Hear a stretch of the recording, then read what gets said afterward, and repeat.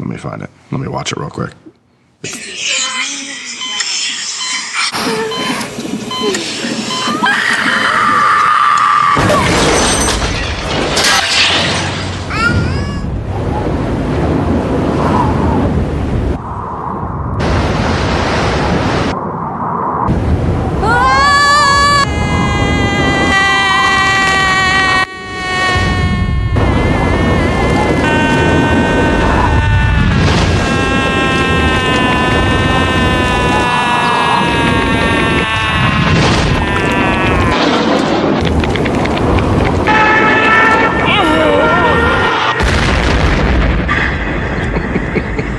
It's really good. I love it. The ad was polarizing, and it did end up getting banned. Stations would not run the ad because it was, so shocking for people. There was tension for the company to be doing this gaming thing because it was really different than really the image that the company was trying to cultivate. Some of the stuff like that commercial, I don't think senior leadership saw until it was done. We don't talk about Microsoft Xbox. We just talk about Xbox. Because Microsoft was good on the funding side, but bad on the branding side. And if they wanted to go market it like they market Windows and they market Office, it was a deal breaker. It was not going to be successful. The games industry did not speak the same language as Microsoft. But if we were going to do this really hard thing and not lose billions and billions of dollars forever, we had to get it right. People had to have the belief that they were working with the Xbox team. And if that meant there was something slightly unconventional that had to be done, the Microsoft bureaucracy wasn't going to get in the way. There's a new contender in the video game wars. Xbox is going to be the future. Truly the future of video games. Xbox. Taking over the living room. Limitless, connected digital entertainment. You guys never understood. The company is going to face fierce competition. Sniper! It's a ticking time bomb. Makes me very nervous to actually play this for you. Xbox getting a major overhaul. A bold vision for the future of gaming. Xbox!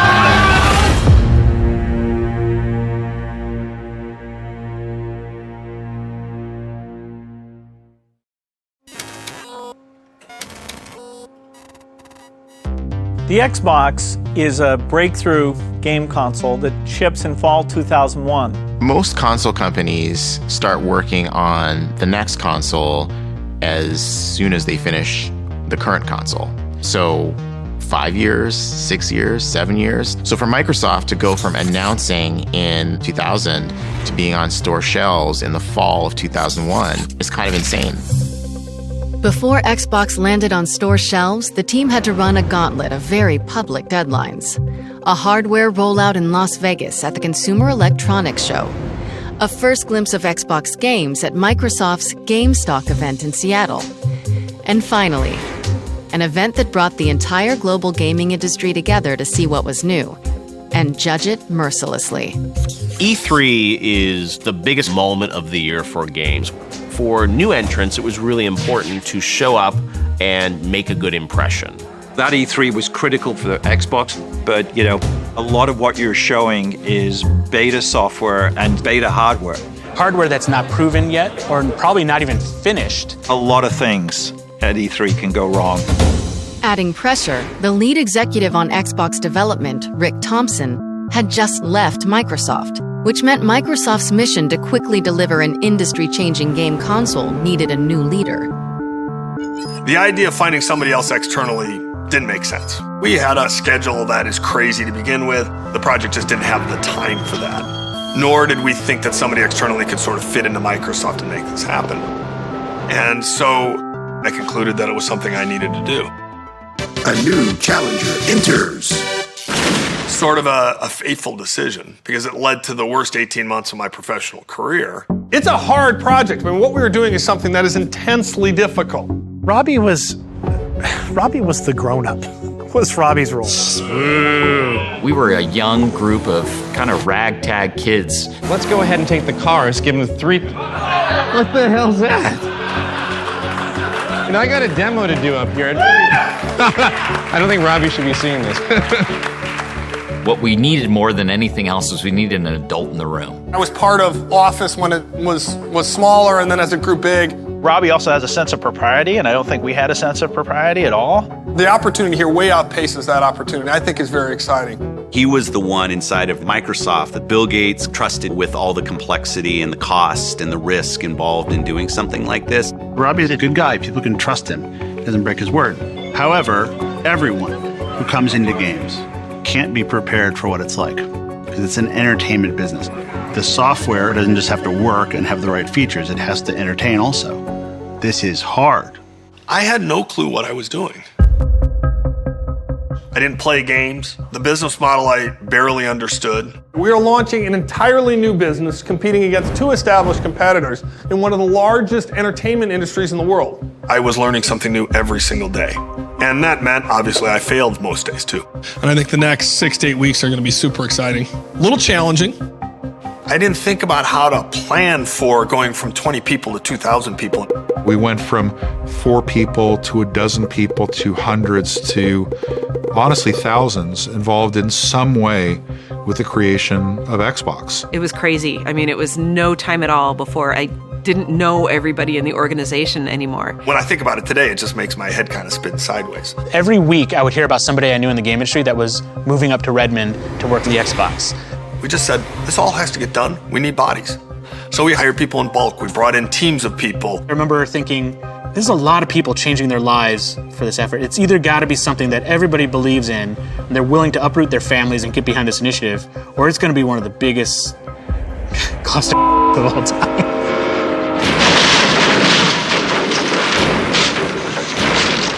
It became clear that we needed our own place because we were just going to bust at the seams. So Microsoft has this beautiful campus and all these beautiful buildings and everyone works together. We were not part of that. We went to this campus called Millennium, which was still in Redmond, but pretty far away from Microsoft. Part of that was we needed space, but part of it is like, we need a few miles away from main campus to get some breathing room to do something different. We were deliberately a renegade team. They were rebels inside of the Microsoft empire. We were kids in our early 20s who loved video games and could not believe that Microsoft had given us jobs to go create them, and we were all kind of growing up together. The thing about games is it's Hollywood for nerds. You have your star directors, you have your Ferrari driving rendering engineers. Congratulations! And after a full day of working on making games, we would get together and play games. And there was a little bit of a weird culture of not leaving, which I think was maybe not the healthiest. Maybe like a college dorm room kind of vibe. Your social circle was Xbox, your family was kind of Xbox. But we all had a common purpose, a passion around games. Being able to do something very different and revolutionary was where you were getting our energy from. Because we were still young, we had moments where we were like, wait a minute, like, am I the best person to be doing this? It was definitely a whole bunch of kids making decisions above their pay grade. You had a bunch of passionate people who weren't necessarily 100% the most qualified people to be doing the jobs, running as fast as they can to make this thing happen. We were young and we were naive. You know, I always call it the best funded startup ever. Me, in my 20s, I had millions of dollars of budget, and there wasn't really any oversight. It was a little bit of the Wild West. I had to negotiate all the components that went in, hard drives, power supplies, the circuit board. Here I am, this kid, negotiating these deals that are hundreds of millions of dollars. There were definitely some terrible decisions being made. But on the other hand, that level of freedom, made Xbox happen. What resulted was sort of a weird combination of craziness and genius. My recollection of that time was being so fascinated by watching this big company around us try to wrap its brain around what it meant to be an entertainment brand. We didn't have a lot of interdependencies with the rest of the company. It was Robbie, right, that had to go over to main campus and deal with Microsoft people. One day, some executives came to visit the studio, and one of those people who came was Bill Gates. I showed him my cinematic tools and how I wrote scripts and how I laid down cameras in the engine. Bill spent time with Marty O'Donnell, our audio director. Chief, whatever you're gonna do, make it quick. Raining aliens! Oh, Jesus, why you do this to me? The hopes of all the Covenant rest on your shoulders, Chieftain. He spent time actually watching Marty play some of the themes from Halo. Dietat. Tía Pa.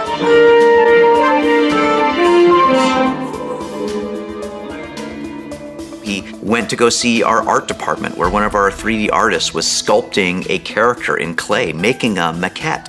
And at the end of the Bill visit, we got in a conference room, the leads of the studio, and there was a pause.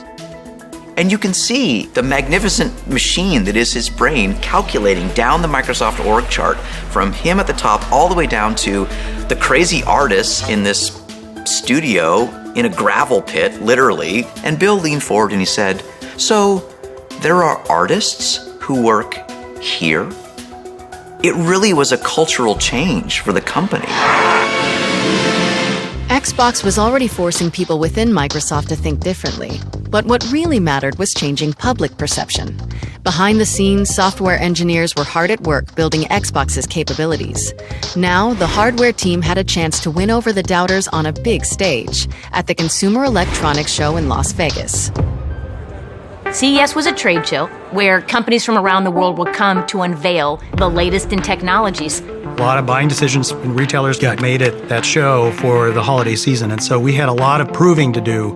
The press was skeptical, gamers were skeptical. You don't know how to do this stuff. You've never done this before. Good luck. The gaming industry is not a believer. While Microsoft works on the insides of the new Xbox, it focuses an equal amount of attention on the outside. I was the creative director of Xbox. Horace Luke is the man. Horace Luke is the man. What Horace had to do was take the thing that we had produced in hardware and then figure out some wrapping around it. First time we ever showed him, like, hey, you're going to need to put this board that we're about to manufacture for, millions of consoles into something that looks good. He's like, what the My office was where everybody brought their ideas, from the technology team to the design team to the management team. At the time that we were building the original Xbox, there were no other consoles with a hard drive or an Ethernet port. So how do we put something around this that vents heat, that survives a drop test, and looks cool? You have to fit all of this, of course, into a box that's not going to be giant sitting in your living room. It was a constant battle between the different groups. I went through thousands of different sketches, trying to jam it and shrink it in every way possible into a box. I remember him saying, like, well, maybe we just got to slim it down. Like, we'll just dress it in black. Everything was very aggressive looking. The console itself was large. It was bulging on the top. It looked like the engine cowling on a Dodge Hemi. It was the physical embodiment of power, like no other console's ever been designed like this. It was quite a miracle to fit everything in that box. Looking back today, you say the thing is huge, but in comparison to the PC of the 90s, it was tiny. It is a small miracle that we actually were able to pull this off. And it looked awesome. The 2001 Consumer Electronics Show is packed with every new gadget and gizmo about to hit stores. CES 2001 in Las Vegas, in the convention center hall. Bill Gates was there. CES will actually give us a better idea of just where Microsoft is going to fit into the gaming market. For the very first time, Microsoft was going to get to show off its final Xbox hardware design. Good morning. Welcome to CES. Everybody felt like we were on the verge of doing something special, historic. For the first time, let me now unveil Xbox. But when you show up as the third entrant into the space with well-established competitors, you have to break out. You have to be bold. How do you unveil a product in a way that might surprise the world and get the world to see Microsoft doing something differently? If you smell what The Rock is cooking. The Rock says, we decided to bring The Rock to CES. There was honestly some disbelief, like, Bill Gates, The Rock, like, what's going on here? Thank you, Bill. It was really like muscle-bound Hollywood meets, gamer geek of the tech world. Just might appear that The Rock and Bill Gates don't have a heck of a lot in common. Well, The Rock's here to say that can't be farther from the truth. The Xbox is everything The Rock is. Cutting edge, powerful, exhilarating. And they were funny together. Like, it actually worked. And they looked like they were best friends. I mean, The Rock doesn't impress easily, Bill, you know that, but I'm pretty damn impressed with what we're seeing here today. And considering that this Xbox at this moment is only running on 1/5 of the system's power, it's very impressive. Bill, do you have any idea what The Rock would be like if he were only running on 1/5 of his power? Well, I would think that... It doesn't matter what you think, Bill. I'm sorry, Bill. It's just a force of habit. Rock apologizes. It went well. We showed nothing, technically, but it started to build the excitement. We gave it 5 out of 5 stars. We really like the Xbox a lot. You throw in an 8GB hard drive, a 10100 Ethernet adapter, and you basically have the most powerful system on the block. The Xbox is really slick. With excitement building around the console, Microsoft was under tremendous pressure to build a portfolio of hit games before the Xbox launch. By the time they had announced that they wanted to do Xbox to the time when we needed to launch was an incredibly short period of time. We didn't really have the luxury of saying, start building a game from ground up. That was almost impossible. What we were looking for were games that were partially in development, ports already in development. We went out and started to look for developers all over the world. A barnstorming tour across North America, Europe, and ultimately Japan to create some sort of excitement around the console and convince game developers in particular that we could be successful. All right, boys, let's roll. One day we presented a new idea from a small game publisher that had come to us and said, hey, we want to dust off one of the 2D games that we had done for PC. We're going to really invest in it. We think it's going to be really exciting. And these newly important executives in Xbox who would review all the pitches from publishers and developers, they said, I don't think that game is going to be able to make the transition from 2D to 3D. They felt that it was complicated. They didn't really understand the user interface. They thought that it was based on a game that hadn't been all that successful. To my surprise, it was rejected. And that game was called Grand Theft Auto 3.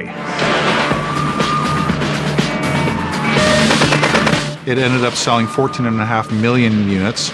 It was the top-selling game of 2001 and would have been the top-selling game of 2002 if it wasn't beaten by its own sequel. It was the pass heard around the industry. Despite seeing Grand Theft Auto 3 go to PlayStation, Microsoft was still well-positioned to attract other developers to its platform. We needed a vibrant and strong third-party lineup of games that customers would love, and we wanted the industry to look at us as something that was going to be worthy of development. We wanted to have the very best games. On March 13, 2001, Microsoft put their commitment to developers on public display at their GameStock event in Seattle.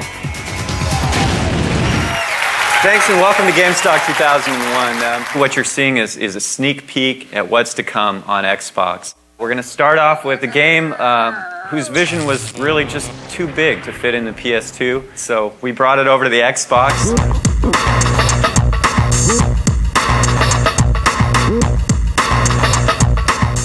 Our characters certainly aren't the muscle-bound superheroes, that we want to be. They're more like the poor, sad schmucks that most of us really are. Getting Oddworld, that was important. It was an established PlayStation franchise, beloved by the console game community. That's the last damn Gabbit there is! We had a chance to work with an amazing creator in Lorne Lanning. He did all the voice acting for his own game. So Munch had these things we called fuzzles. And they were like, me. And Munch would be like, you got to come over and do this for me. So and then Abe's like, come on, guys, let's go. And they were really vulnerable characters living in extremely dangerous worlds that you're trying to keep them alive, but when they get whacked, it's hilarious. Next, we're really happy to announce our new relationship with one of the premier racing developer teams in the world, Bizarre Creations. Project Gotham is a new product for Xbox. Now check out the reflections on this car. The whole environment is completely mapped to the entire surface of this vehicle. Project Gotham Racing was based on your style of driving as much as how fast you cross the finish line. For us, it was an opportunity to make this amazing, really accessible, fun, arcade racing game. It's a really important part of our launch, and that was just the beginning. Hardcore, freestyle, snowboarding. This is only one mountain of 7 international mountains we'll be bringing to you in AMP. That double-ended axe is pretty wicked looking, and we can tell this is a hand-to-hand fighting game. Playing a football game, you want to kick your buddy's butt so hard he's going to wear it for a helmet. And that's it for our show today. I hope you got to see everything that you wanted. Did you see everything? Oh, I feel like I am forgetting something. What was it? Oh, Halo. Hey, how could I forget Halo? Hey, everybody. So I'm Jason. I'm one of the co-founders of Bungie and the lead on Halo. Bungie was a Mac-first developer. That's where they started. That's where they'd had their success with Marathon and Myth 2. But Bungie was also dealing with the aftermath of a catastrophe. Myth 2, one of their hottest titles, had an installer bug that could erase a user's entire hard drive. In order to fix the bug and keep the company above water and working on new games, they needed a serious cash infusion. Apparently they had this thing called Halo. I hadn't seen it yet. Some of my guys had. They had multiple games into development, but all I wanted was this new thing that they were working on. So we did a deal and bought out the company, and they started to work on Halo. That's really when true development began on what the game would be. When we were purchased, Halo was not a game. There was no real story. There was no real sense of what the gameplay tempo would be like. We knew it was powerful to control a space marine who moved fast and could jump into a sophisticated vehicle and, haul ass around this alien world. And that was it. What do you think, Jason? Got something for you. See it? People knew about Halo. They knew that we'd been acquired by Microsoft. They knew about Xbox. They knew we were still working on the game. That period of getting Halo from a series of prototypes to on a disc playable by an Xbox was just a mad rush to get this game done. But there was this excitement that we had something special. It makes me very nervous to actually play this for you. Welcome to Halo on the Xbox.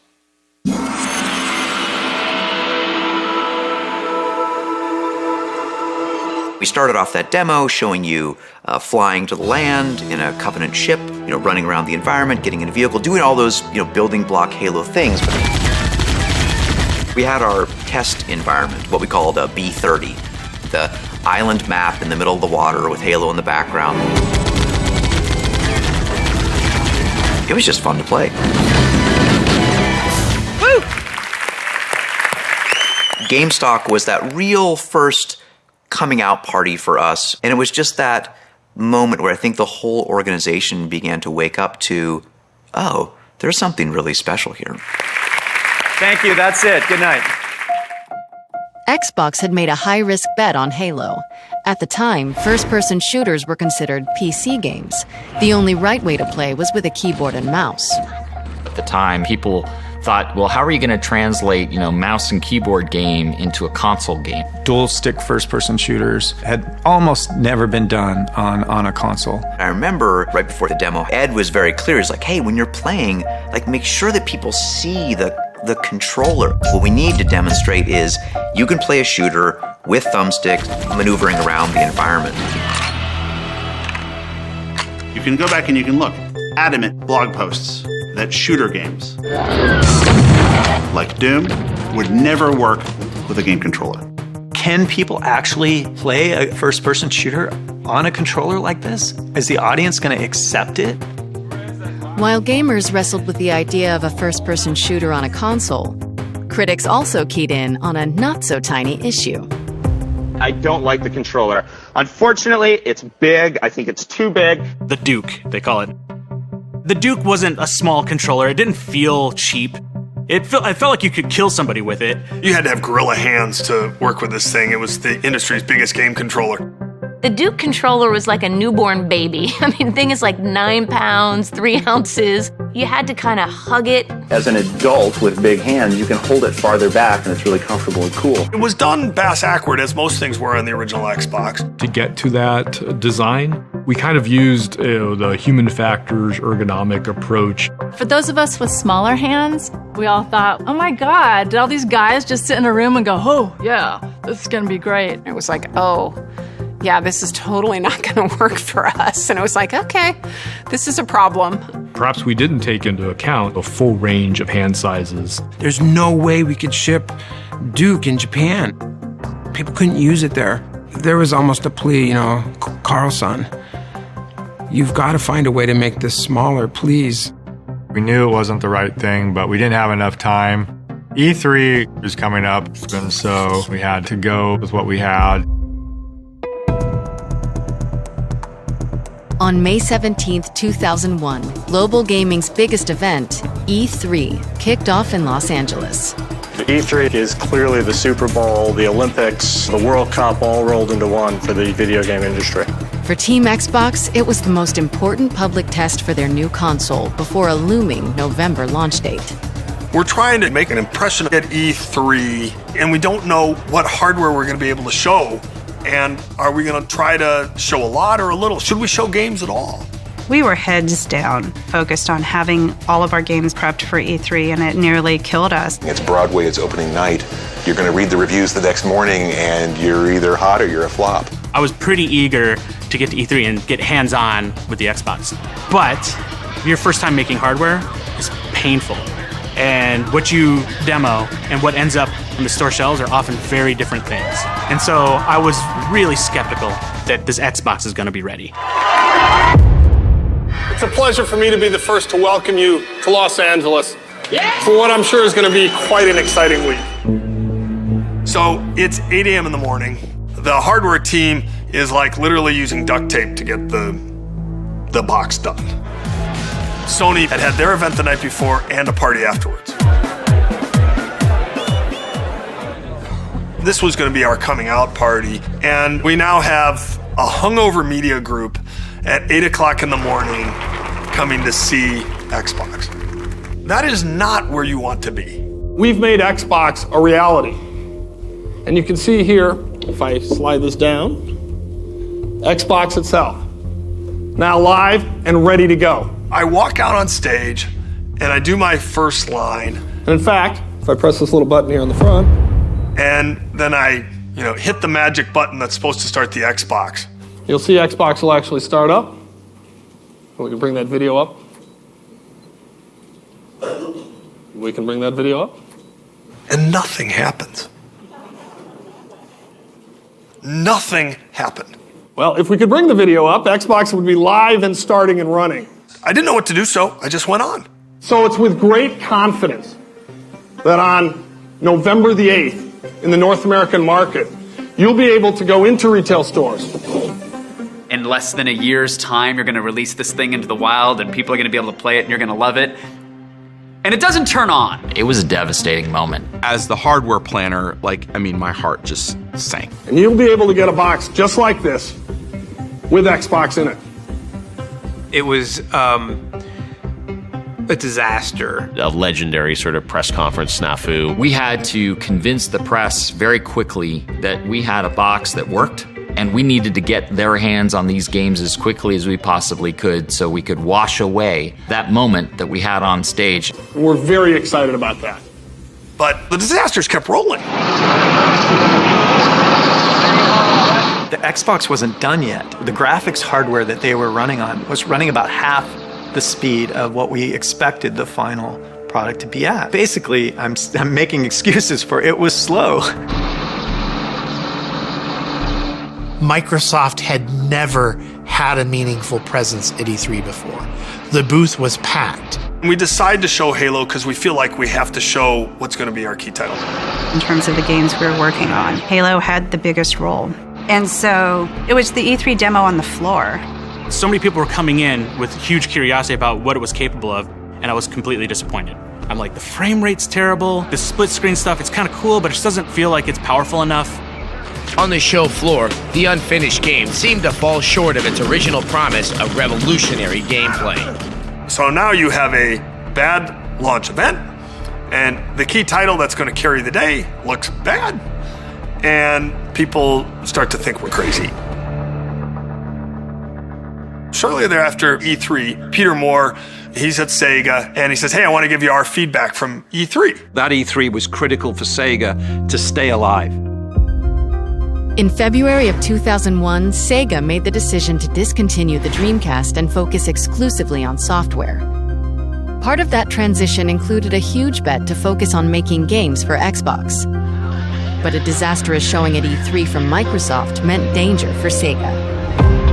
As we were moving from being a first party to a classic third party publisher, we absolutely needed somebody like a Microsoft to get us through this difficult period.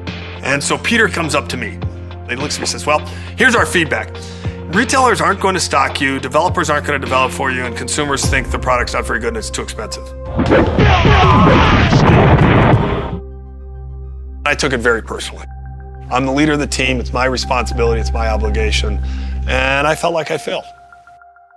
This is my resignation letter to my boss, Rick Paluzzo. I wrote this on Friday, May 25th, 2001 at 2:02 a.m. It starts off, my status in Xbox, importance high. This is not going to be an easy email to write, and frankly, I've postponed doing it several times. The short summary is that my direct involvement in Xbox needs to end, and sooner than either of us would like. I think this is both in my best interest and the best interest of Microsoft. But Bill Gates and Microsoft CEO Steve Ballmer did not accept Robbie's resignation. They just encouraged me to get it done and said, you've done a great job, keep at it, we're with you. I mean, it wasn't much more they could say, right? There's no advice they could give me. They were too far away to say, hey, go do this. The only person who could figure that out was me. I never told anybody on the team, Rick and Steve and Bill. They're the only people that ever knew. That gives you the sense how personally challenging it was for a person who hates losing. Electronic Arts, it's one of the biggest game makers in the world, and its CEO, Larry Probst, was quoted in the Financial Times as saying this, that Microsoft has a lot to do over the next few months. They are on a death march now. I don't think anybody had an easy ride to launch. All we're thinking about is getting the device done so that we can make launch date. If you didn't have console units on retail shelves for a holiday, you missed a year. That holiday was vital. There were a lot of late nights. We were trying to engineer and design something that we'd never done before. We're building the technology, we're building the hardware inside. The Xbox circuit board is about yay big. It had probably in the order of 800 parts. Parts of the Xbox were coming from all over the world. Like Hungary and Mexico. You know, there were people who went and lived in China in a hotel room for weeks on end. We would be flying back and forth with hard drives to get stuff back to test. Microsoft had never shipped a console before. It turns out there's a lot of regulation everywhere in the world. You had to be certified by the right agency and approved. Their approval took longer than we expected. Parts wound up getting delayed from suppliers. It was every day, come into the office, see a fire, try to put the fire out. We were tracking the hardware, tracking the components, tracking our launch dates at such an accelerated pace. It was chaotic. Chaos. Total chaos. People themselves were doing Herculean things. We would sleep at the office. This was all happening in real time. It had just never been done before. Xbox was the toughest job I will ever have, or have ever had. I will never do it again. Every day was a challenge, both sort of technically and professionally, but also personally. You know, you were lucky if you had a personal relationship that survived launch. Mine did not. It's kind of like you're on this horse that's bucking and you're thinking, okay, is this ever going to stop or will this be the end of me? 8 to 12 weeks before launch. We're coming in way hotter than anyone expected to.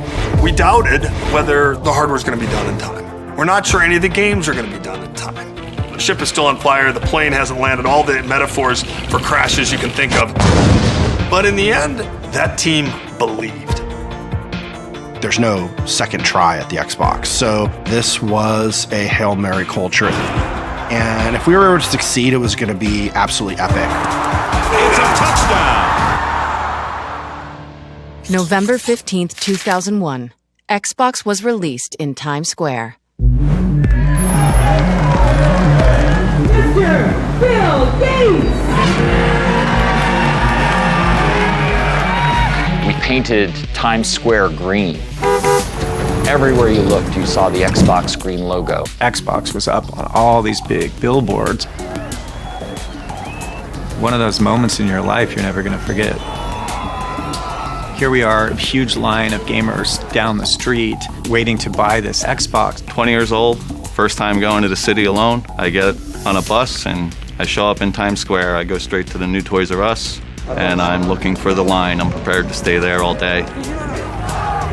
We worked with the city to open up the WWF restaurant across the street from Toys R Us Times Square, and that's where all the gamers came first. They have Xbox consoles set up everywhere. They pretty much just allowed all the gamers to hang out and play and test out all these games. Bill wanted to be on site. He wanted to help hand over the first console. Bill Gates is down at a gaming system, shook my hand and said, "You ready to play?" And then we were playing Fusion Frenzy. And Bill Gates made a comment that he had actually taken 2 weeks off of work just to practice this game. He wanted to beat the gamers. Does anyone know what the shoot button is? A, I think. A? Let's check. He couldn't beat me. I absolutely took pleasure in beating Bill Gates, yes. Thank you for this. Been waiting a long time. Everybody got a tag on their wrist, and when your color was called, we brought you across the street to Toys R Us, and Bill was there to hand out the very first Xbox. Tonight's kind of a celebration. It's after a lot of hard work. So they count down. Bill Gates has it rung in on the register. Price is up there, $299.99. 5, 4, 3, 2. One hits, and he hands me the box and says, "Don't worry, I'm buying it for you." And I turn around with even more excitement and raise my prized possession over my head. Edward Glucksman became the first gamer in the world to ever own an Xbox. It was a magical night. I'm a 20-year-old kid looking for a console. That's all I wanted to do. First time going to the city alone, I managed to get sent home in a limo. It's a celebrity. Every night. That's right. They actually did it. You know, Microsoft actually built and delivered this thing. The feeling was like, crying level of exhaustion and intense pride for the thing that we had made. There's never been a prouder moment in somebody's early career. I still have goosebumps today thinking about it. I tell people that faith is a force multiplier. That team believed. And because that team believed, Xbox got done. If that team doesn't believe and they're just there doing their jobs, we never finish. That small group of big personalities managed not only to convince Bill Gates and the board that we wanted to get into this nascent industry, but they also managed to get an entire organization of game people created and pointed in the right direction. Get on the subway, the whole station is covered in Xbox logos. I had to sit down and started to cry, and even Kevin got emotional. It was an impossible task that we should not have been able to do. I was tremendously proud of it. But at the same time, that was the end of that special moment in time that we were all able to be part of. It was the end of an era. With the Xbox out of their hands and into living rooms around the world, Kevin Backus and Seamus Blackley left Microsoft for new adventures in the game industry. Microsoft Xbox went on sale at midnight, but when it comes to video games, it's not the system that counts, it's the games. Nobody actually really cares about the hardware. All they care about is the content. To be successful, you have to give the gamers that platform-defining title. That you had to go out and buy an Xbox if you wanted to play. Halo was like this gem, like this was going to be the diamond we offered up at Xbox launch. But remember, Halo showed up at E3, 6 months before the game was supposed to launch with pretty serious frame rate issues. Why is it running like internet video from the early 90s? We got hammered for how it showed up on the floor. This is our lead title. Are we going to actually launch something that is this terrible game? I think there was a bunch of panic. People didn't see what they expected. That was the part where people actually got super worried. There was an incredible amount of pressure on Halo. If Halo wasn't a hit, then the future of Xbox really was in doubt.